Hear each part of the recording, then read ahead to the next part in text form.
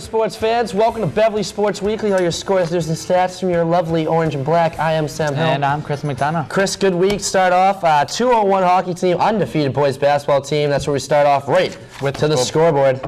And we will start on that scoreboard with some boys basketball.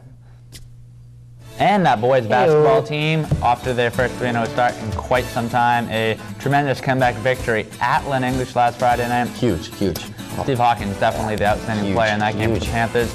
And this past Tuesday night at the Cabot Lodge, in front of the superfans, Knutson had a breakout game. Solid game. And the Panthers dominated Swampscott. The score doesn't even tell by how much they dominated them. It's nice. Nice, good stuff. Girls basketball. Girls basketball stomped Lynn English by a score of 69-37. However, kind of coughed it up against the Swampscott Big Blue, 46-40. We'll have a little bit more on that in just a moment. Boys ice hockey, a disappointing tie last Saturday at O'Keefe for a one, but they deserve a mulligan after that Gloucester upset.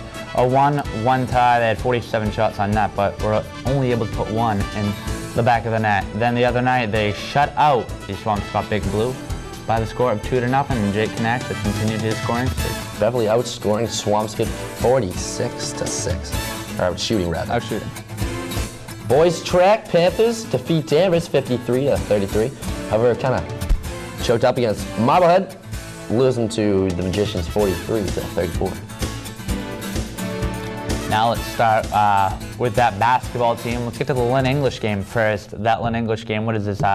What you like, what didn't like, and well, the Lynn English game to me was a huge absolute boosting game for Beverly. You know, you come in Lynn English, top 3 team in the NEC along with Classical and Salem. You come in, you're down at halftime.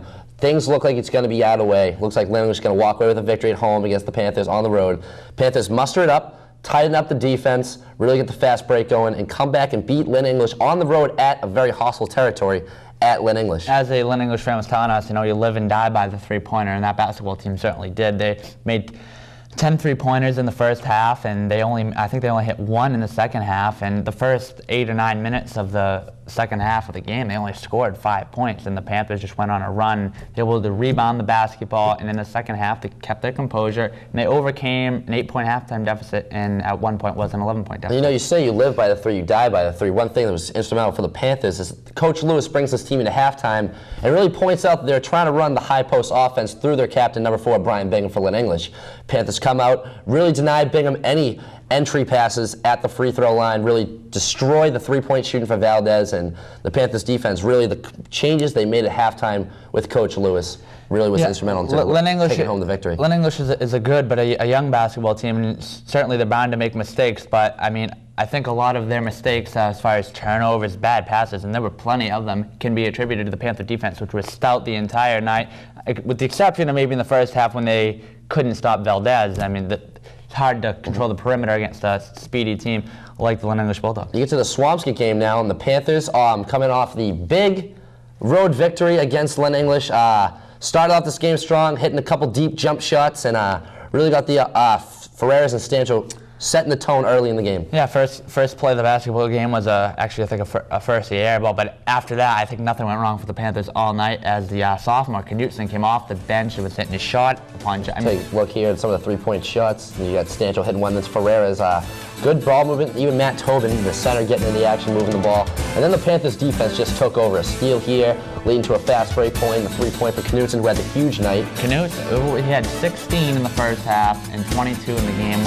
His career high. For another steal here for Knutson. He just takes it end to end, right to the hoop, and this Panther defense went on a 20-2 run in that first half, which really put them far beyond Swampscott reach, as the Big Blue was just never able to recover against Beverly. This team has a whole bunch of depth, like Knutson, you mentioned, and this team is probably one of the best benches in the Northeastern Conference, so they should have a pretty solid team for years to come aside from this team. They have sophomores contributing and juniors contributing, and it's not just a senior-led team. Well, I mean, in a way, the second half was, you see Ferreras there with the fast break layup. Starts a steal here, gives up a nice pass to Hawkins on the fast break layup, and Ferreras really kept the team from not getting complacent with the big lead that they had going into the second half, and really kept this team hungry, as he always does. The passionate Percy Ferreras kept this team, their heads in the game, and it was definitely instrumental for them also pulling out the home win here against Swampscott. Speaking of Percy, I talked to him earlier this week, and in the paper that had true or false on the NEC basketball this year, and it said can Beverly hang with the Classicals and the Salems this year? And it said, no, they'll probably win the South, but they can't hang on the North. And in that little article, they said, so far, First